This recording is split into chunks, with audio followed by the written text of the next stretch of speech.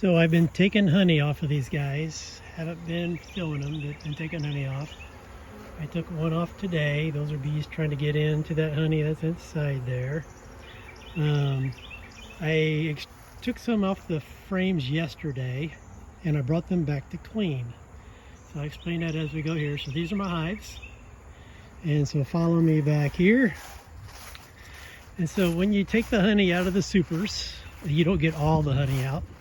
And they're all sticky all over the handles and everything. It's all sticky everywhere. And those are called wet supers. You can store them like that till next year.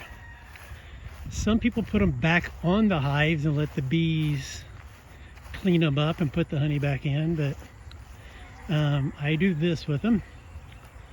So these have been back here for 20 minutes. Not a bee around.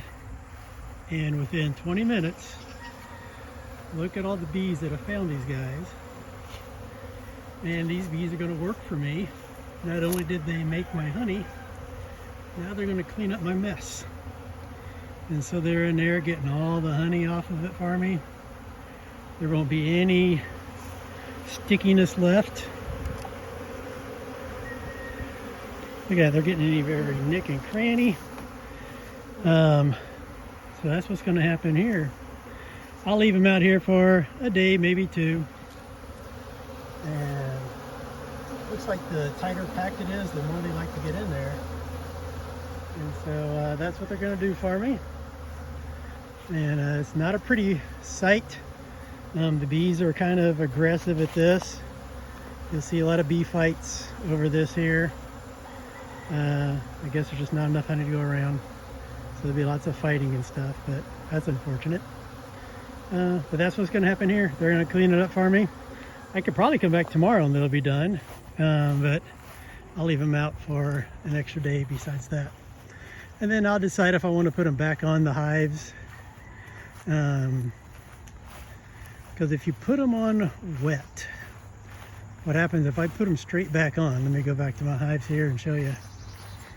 So if I put them straight back on the hives with all the honey, you notice that those bees, they smelled that honey. They smelled it out and they smelled it fast. And so they're back there. I notice I kept them way far away from my hives.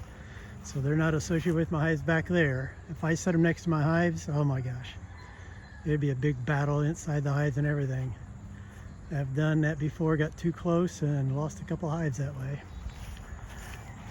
That's why my 3 whole years of experience is paying off.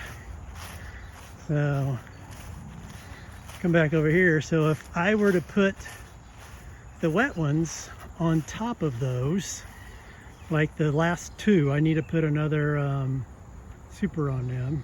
I just want to give them room to make families.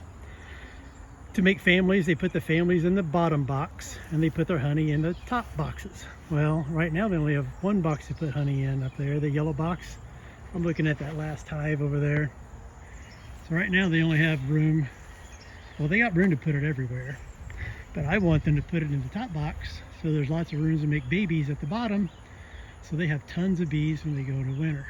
So if I were to put a wet one on top, if I get in a hurry, put a wet one on top, all these bees out here would smell that wet honey in there, and all these bees would go and try to attack that hive.